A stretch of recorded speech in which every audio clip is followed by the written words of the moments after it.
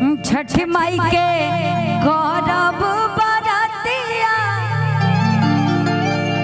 भोरा हरी में 4 बजे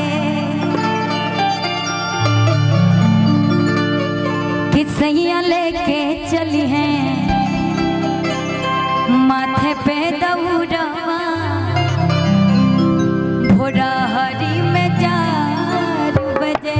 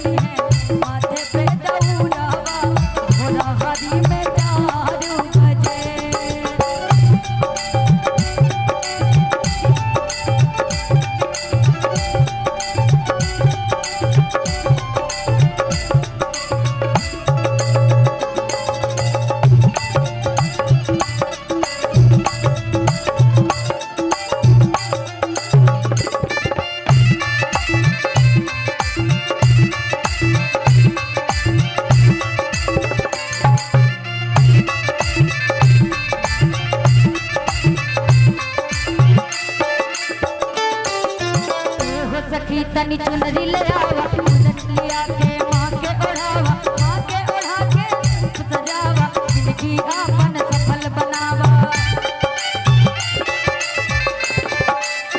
हो सखी तनी चुनरी ले आवा चुनरी लिया के माँ के ओढ़ावा माँ के ओढ़ा के रूप सजावा जिंदगी आपन सफल बनावा।